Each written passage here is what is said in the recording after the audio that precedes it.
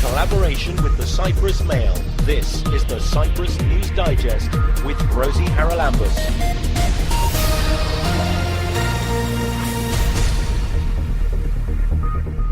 Coming up this week, Parliament has passed a bill to allow cremation in Cyprus, but there's still a long way to go before we can expect it to be a real option. The bill has passed by Parliament, but it's not enacted yet. And it won't be enacted until whatever government decides to actually say, okay, this will start operating. We'll hear about the wondrous world of birds. So we'll find out about many different birds, which we'll be presenting through fairy tales, through songs. And find out what young Cypriots think about the reunification negotiations. There are people who prefer a single state. There are people who prefer the status quo. There are people who prefer partition. Well, the big news last week was the fact that the relevant Parliament bill on crematoria in Cyprus was finally passed. Why do I sound a little bit sort of about that? Well, it's because it's been in the pipeline for something like 10 or 12 years. But it has finally been passed. So joining us on the programme this week is the Vice President of the Green Party in Cyprus, Effie Xanthou. Effie, why, first of all, did it take so long? Well, I think we all know the answer to that. It was basically this misconception that crematoriums were only going to be for foreigners or for people that weren't Orthodox Christians. So why are we going through the process of changing our culture to allow something that is foreign to us? I just want to correct you on something because it seems that most people haven't realized. The bill has passed by Parliament, but it's not enacted yet. And it won't be enacted until this whatever government decides to actually say, okay, this will start operating. Because right now, the bill says that it will be a law when we say it will be a law. It's not enacted. So what needs to happen applicable. now for it to be applied? The government has to say that we're going to apply it. Seriously. Okay, well, one of the reasons that I asked you to join me was the fact that I wondered, after all the delaying, and there's no doubt there have been delaying tactics over the years, as to whether or not this did finally mean crematoria were on the way. It would seem that not yet. So, assuming, though, that the government does realise that this is, I think we could say, for the most part, a popular move. I've seen Facebook posts from Cypriots, who I therefore assume are Orthodox Christians, saying, brilliant, please scatter my ashes on the beach at so-and-so. So it's not actually as clear-cut as people would have us believe. No, although the legislation as it has passed now is a much better version of what actually was submitted like 4 or 5 years ago. When is it that we actually had legislation submitted? Because the discussion has been going on forever, but we never actually had a piece of legislation that we would be working on in Parliament. So what has passed through Parliament right now is decent. I mean, it could be better in some issues, but rough around the edges, but it's fine. It's a start. It's a start. And anyway, at the end of the day, we will see the problems when the crematoria actually start operating, and hopefully we'll get through the fine red tape or whatever and, fine-tune it. Now, right now, our problem is that we have to get people applying to register their crematoria. And the process is not difficult. I mean, it all depends on how long it will take. But the legislation says that everything has to be done within 6 months. I mean, the applications, if they go through, if they're submitted and they have everything that the applications need as addendums, if they don't get a reply within 6 months, then they have to assume that it has passed, that it has been accepted, and they can start with the operation of the crematoria.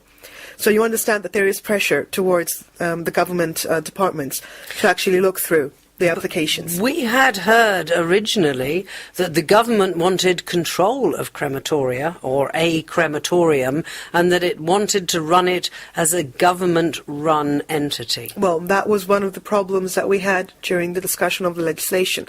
Basically, it was the pathologists and people working in the legal department and in the police that were saying that we need to have control over the crematoria because you might have the destruction of critical evidence through the process. But that is dealt with totally competently in all the other countries where cremation is part and parcel of the life and death cycle. I totally agree with you. Does our legislation not say that you can't cremate a body if there's a criminal investigation until the police release the body? Of course.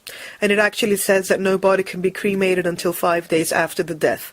Because in Cyprus, I guess most of you have noticed and maybe find it a bit crude, usually our processes towards death are like within a day. I guess it's something that's left over because of the humidity and the very high temperatures that we usually get.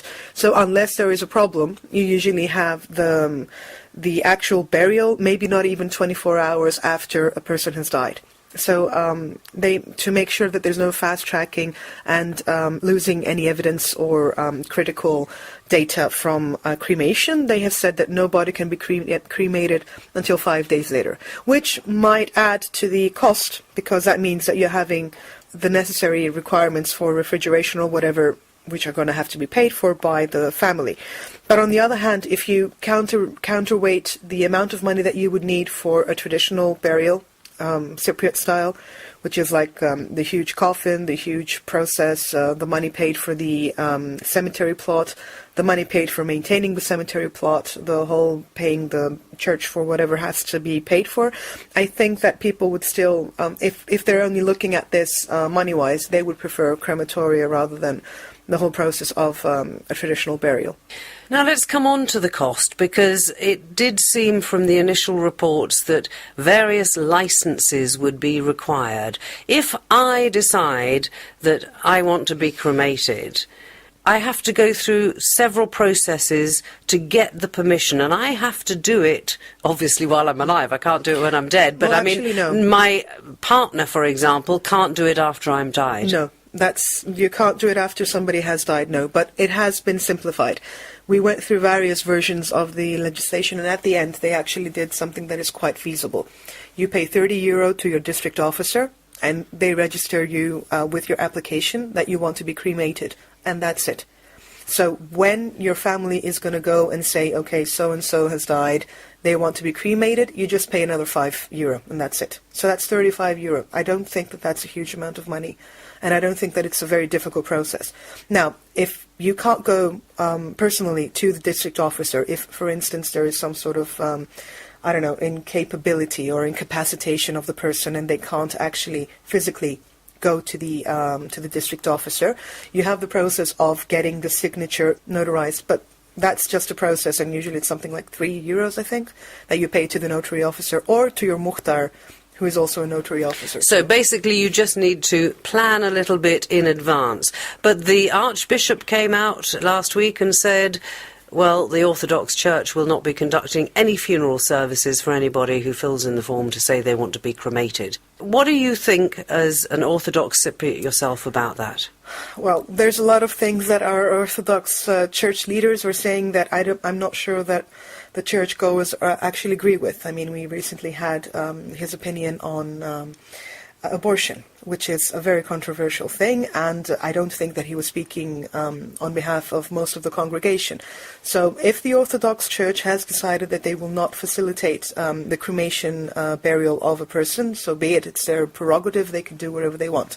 I think that people that want to be cremated will not care if they don't go through the traditional Cyprus burial, the funeral ceremony service or whatever service, and you can have an alternative. At the end of the day, they definitely can't come and say that as an Orthodox Church we believe that people that are cremated will not go to heaven, because we've gone through this process so many times. I mean, people have been asking since day one, so what happens if my body is not whole? Will I be resurrected in the next life? And it says, of course, because it has nothing to do with the physical sanctity of the body. I mean, it's a spirit. So at the end of the day, I think that people can live with not going through the traditional Orthodox service. Were you surprised by the number of Cypriots who seem to think this was a good idea? I wonder how many of them are to some degree influenced by the getting very serious shortage of burial plots in traditional cemeteries. And I know in Greece there's a problem because they're so short of plots that people are dug up after 3 years or something and their bones sort of chucked somewhere else. I mean, that surely isn't something that you want to happen to your loved ones. Well, I have to say that it has been happening in Cyprus, not chucked away. The tradition in Cyprus says that if it's been 3 years since somebody has been buried, you can rebury them with their family member in the same plot. But we have had instances where old cemeteries have been, let's say, the old graves that nobody knows who they were because, you know, traditionally it wasn't always marble or something set in stone. So you have a lot of burials happening in areas where we don't know who it was before, but you never have the chucking of the bones. Like you do in Greece? No, there's no way. They will be reburied. It's just that you might end up being reburied with somebody that has no family connection with you because of the lack of plots. And I think it has influenced people in deciding on cremation. But it also has to do with the fact that sometimes you just need to be clear-cut. There are people that find it very strange the way the traditions that we have about the gravesite and about how you deal with the burial area and so on and so forth. And also the fact that now with the cemeteries being so scarce, they're being located so far away from where you're actually living. I mean, the Nicosia graveyard is outside the whole city, the same with Aios Lametios, the same with Engomi. So at the end of the day, if you need to travel to the place of burial, which is, I don't know, like 20 kilometers away from your house, and you have the alternative of actually getting the urn and burying it like in your backyard or somewhere very personal or somewhere very close, it's something that makes a difference, especially for the elderly or the incapacitated that will find it extremely difficult to visit their dead if they have to travel some way or other, somewhere very far out, and actually not easy to reach by public transport. So it does make a difference. But in some countries in Europe, there are very strict rules about where you can scatter ashes. What does the legislation say about that? Well, basically, it's a no-go if you want to scatter ashes over any water surface, whether it's a dam or a small river, or in the sea, if it's not 2 nautical miles far away from the shore. So if you want to scatter ashes in the sea, you need to take your boat at least 2 nautical miles out. But otherwise, if you want to scatter ashes somewhere private, you just need the consent of the owner of the land. So if you're talking about a public forest, you're going to ask for permission from the forestry department. If you want to do it in your own backyard, you give yourself permission, that kind of thing. It's just a process because there were questions raised about whether people would be comfortable with the idea that the scattering of ashes, anywhere. And we just put that in to be sure that there is consent. So you couldn't just take your urn up to the top of Troodos and scatter it on the favourite spot where your loved one used to walk. You would have to go and get permission from the government? Normally, yes, but I'm not sure anybody would actually know what the hell you're doing if you're walking through Troodos Mountains. So, yeah, that's up to the family member that will decide to do it, I suppose. But the thing with the water, it was kind of important because any kind of water surface in Cyprus ends up in our water supply. So there was a big sensitivity on the issue. I think that people would be safer if they chose not to do that. So basically then, assuming this is enacted, anybody here who fills in the relevant forms can be cremated. What about children? Well, no, anybody under 18 is not permitted to be cremated. It's one of the issues that we would like to fine-tune at a later time, because it has been felt that from the members of parliament, they felt that it might be better that people decide this as a choice and not it being decided for them, which is why they put in they have to be over 18 so that they're responsible for their decisions, and that's why they put in that people need to register themselves for cremation. That seems a little bit at odds with the general view that until you attain adulthood at age 18, your parents are responsible for you. I do not disagree, but that's why we want to fine-tune it. at the end of the day, I think it's more about letting the legislation work and people seeing how it works. There were very rational fears being voiced in the committee meetings. Fears, though, that were representative of what some of the general population is thinking. So there are things that we still need to fine-tune. But I need also to mention there will be no organ removals from people that will be cremated. It's written very strictly in the law. Why? Unless they are organ donors. Fair enough, okay. But I mean, if you have filled in the form and you are an organ donor, that different. procedure can be carried out and then you can be cremated. As long as you have filled the form in. Because we have the instances in Cyprus, because it's a fairly new thing of having organ donors actually registering, if there wasn't a pan-Cyprian registration before. So you would have people, the family members, donating. If it's about cremation, there is no donating unless it was strictly for organ donating. And I think that we also need to mention that care will be taken about what kind of clothes are worn by the deceased, because they want to be sure that there are no plastics involved in the process. Something to do with the pollution of the air, cancerous fumes and stuff like that. And also if there's any pacemakers or any metal, like from an operation or any kind of things that were inserted, they will have to be removed before the cremation. And is that a standard procedure in other countries? I am not sure. I think that they just wanted to be sure that there is no problem, that they need to have extra certification needed for the crematoria to work. And I think the only other thing that people might be interested in knowing is that if somebody wants to apply for creating a crematoria and they submit in their forms correctly, filled in and with all the addendums that are necessary for the permit to come out, if they don't get an answer within 6 months, then it will be considered to be granted. They will be permitted to create the crematoria. So that will maybe cut out the fears that people have, that this is going to go on for another decade or more, going through government permissions. There will be pressure that they actually look at the permits as quick as possible. We have at least one person that I know of that has been trying to get a permit for a crematoria for the last 10 years in the Paphos district, and I'm hoping that this is really good news for this specific person, because at the end of the day, there will be no red tape as long as everything is correctly submitted in. And it's a fairly usual process. You need your town planning permit, which is logical. You need the permit that you're going to get from the Department of Environment for the fumes, to make sure that you have your filters in and whatever. And basically the inspections that are going to be occurring from the health inspectorate. That's it. And it's not too difficult. But of course there'll be the NIMBYs, and I'm sure that a lot of people are going to say, I don't want that near me.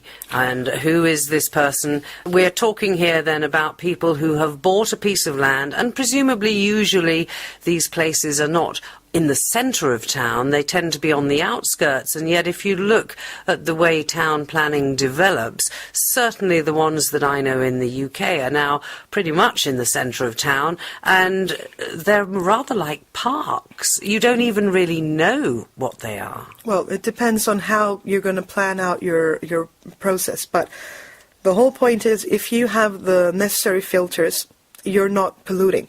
So there's actually there is no way that somebody that is living close to a crematoria can say that I don't want this in my backyard, as long as everything is done the way that it's supposed to be, which is why you have the permits and then you have the inspections. They will need to renew permits every 2 years, so that ensures that you get the inspectors in and that everything is working properly and you don't have any problems whatsoever. And if it goes like it has in other countries in Europe, what you end up with actually is a pretty huge area of trees and grass and flowers and a rather unassuming building in the middle. Well, let's hope so. The legislation does allow for burials to happen in the, they call it crematoria center, as it's called in the legislation.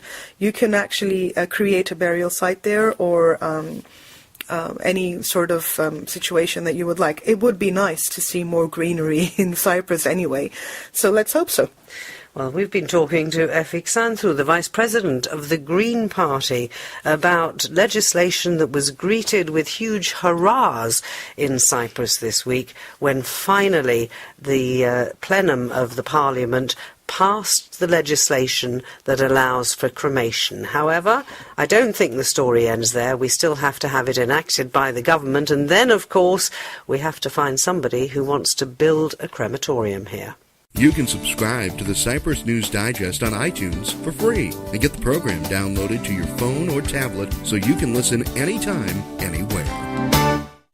This coming Sunday, that's the 17th of April, from 11 a.m. at the Famagusta Gate Moat, BirdLife Cyprus is going to be celebrating the wondrous world of birds. What's involved? From BirdLife Cyprus, we're joined once again on the programme by Natalie Stylianou. So what have you got lined up, Natalie, and why? So our event is called 153 Birds, and on this day we'll present to whoever will join us the miracle, the wonder of migration, and a selection of birds that we find in Cyprus. Some might be passing through on their journey of migration and using Cyprus as a stopover. Others may be coming here to winter, others to breed. So we'll find out about many different birds, which we'll be presenting through fairy tales, through songs, which will be narrated and sung by Charalambous and by Veronica Lonefti. And we'll also have booklets which will include photos of the birds as well as information about them, which ranges from their size, if the male is different than the female, what these differences are, again about their migration journey, where do they start from, where do they go, when we can find them in Cyprus, and for each and every one also a very interesting fact. Okay, but you're not going to have actual birds there, I presume, because BirdLife, I'm sure, doesn't like putting birds in cages. That's right. So we will be presenting the birds through the fairy tales and the photos that we'll have with us on the day. And this is aimed at who? Children mostly, I imagine. It's open to everybody. I think fairy tales are also interesting, not just for children. So everyone is welcome to join us. The event starts at 11 until 2 on Sunday. And we're very fortunate to be able to materialize this event. This is basically funded from the Champions of the Flyway, which is a bird watching race, which took place for the third consecutive year this year in Israel. And this race is organized jointly by BirdLife International and SPNI, which is BirdLife in Israel. Tell me a bit more about that bird race. What's this Flyway bird race? This bird watching race is basically, again, a celebration of bird migration. In the race in 2015, BirdLife Cyprus was selected as the recipient of the funds collected. Basically, in this race, you have teams from all over the world participating, and it's a 24-hour bird watching race that takes place in Eilat in Israel. And the winner is whoever records more birds within those 24 hours. So you have various teams from all over the world competing, and each participating team also contributes towards the fundraising efforts. And that's what's funding this particular event. And there'll be a chance for children to draw the birds and, I think, to colour them in as well. That's right. The event on Sunday is basically the beginning of our collecting, basically, of artworks, of drawings, and we aim to present them to the public in autumn. So basically the two seasons that we've selected for our events are spring and autumn, which are also the times that birds migrate. And these drawings, I mean, you're going to present them, but is it a competition or is it just a selection of some of the better drawings that you get? There is also a competition part, but that will be announced on Sunday. Ah, it's being kept a secret, which means if you want to know more, you better join them between 11 a.m. and 2 p.m. at the Famagusta Gate Moat, a whole day dedicated to the wondrous world of birds, 11 a.m. to 2 p.m. on Sunday. Get in touch with the Cyprus News Digest by emailing cyprusnewsdigest@gmail.com.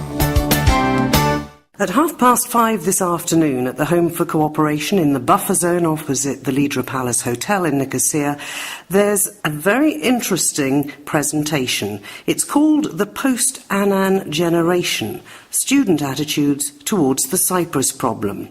Why is it interesting? Well, because a lot of people do say that young people in Cyprus aren't included in the ongoing negotiations to reunify the island. Yorgos Charalambous and Mete Hatay will be doing the presentation because they're the ones who've been talking to a generation of young people who grew up with open crossing points. But we should add a generation of young people who've never lived next door to somebody from the other community. Yorgos, how important did you find it when you were talking to these young people that they were actually, perhaps if they wanted to, communicating with members of the other community, but they've never been neighbours and friends in the old sense that the old people have been? Yes, well, first of all, let me clarify that we didn't actually talk to them. We carried out a survey with a random sample from two universities, the University of Cyprus and the East Mediterranean University in the north, in Famagusta. And we recorded their answers on various types of questions, primarily related to the Cyprus problem and aspects of the conflict as well, but we also included socio-demographic questions, in other words, questions about age, sex, and questions about political interest and political orientation. And this generation, as you have already said, is a generation that grew up without having any sort of immediate experience with the other side, but at the same time it grew up with open checkpoints. So in a way they were further away from the Turkish Cypriots because they do not have any experience of having them as neighbors, and vice versa. The Turkish Cypriots did not have any experience of having the Greek Cypriots as neighbors, colleagues, or whatever, in a mixed community, in a mixed society. But on the other hand, they have had more opportunities than, for example, my generation, which many opportunities to socialize with the other side by crossing. However, we have found that not many people cross, especially in what concerns the Greek Cypriots. The Turkish Cypriots cross much more often than the Greek Cypriots. Did you ask them about their home environment and their schooling and how much that had shaped their attitudes to not mixing as much as the chance offered them to? We have asked them questions as to why they choose to cross or not to cross. And for the Greek Cypriots, the preliminary, and I underline preliminary because we are still doing the analysis, the preliminary results show that they do not cross, mostly for reasons of personal conviction and ideological reasons. So basically they've been brought up to think that it would be unpatriotic in a sense to go over to the other side. Or unethical, or more generally not so acceptable, at least for themselves. On the other hand, the Turkish Cypriots cross more often, but they cross more often not exclusively, but mostly for reasons of entertainment, shopping, things that relate to their daily routine and their everyday life, rather than with a conscious effort in mind to mix with the other side. One of the reasons, of course, that some Greek Cypriots do cross is to go and see their properties in the north, which are in the hands of other people. A significant percentage has been recorded. I presume also colours their attitudes. Yes, that is true. That is true because we have found in the survey that a significant percentage crosses to visit homes and villages. And we are led to believe that this is part of a more general attitude towards what constitutes the other side and what our, when I say our, I mean the Greek Cypriots' relations with the other side should be. Right, now, if I can just ask you as well about, you mentioned the Cyprus problem. We're not hearing a great deal about what's going on in the negotiations, fairly understandably, I would think. Did you get a chance in the survey to ask these young people whether, obviously it depends on what a solution is presented, but whether in theory they preferred two sides in Cyprus, in other words partition, yes, or whether they were up for the possibility Yes. of a united Ireland under the federal idea? Yes, we have two questions that are relevant in this respect. One question is the type of preferred solution for each side, and the other question, is about their intention, their vote intention in the possibility of a future referendum. In the case that these ongoing negotiations lead to a referendum which is put on the table for a vote. So we have recorded their answers on each side's answers on these two questions. And how did they compare? I can't remember the exact results now, but they compare. There are differences. There are many Turkish Cypriots. The general feeling is that the bizonal, bicommunal federation is not by far the preferred choice. There are people who prefer a single state. There are people who prefer the status quo. There are people who prefer partition. So there is a solid percentage in favor of a bizonal, bicommunal federation, either with a strong central state or with a loose central state, closer to a confederation, let's say. Mm-hmm. But this is not by far the majority on either side. Well, you can hear the full presentation if you join Yorgos Charalambous and Mete Hattay, who unfortunately was unable to join us for this chat, but they will be together at the Home for Cooperation in the buffer zone in Nicosia this afternoon at 5:30 to present the post-Annan generation, student attitudes towards the Cyprus problem.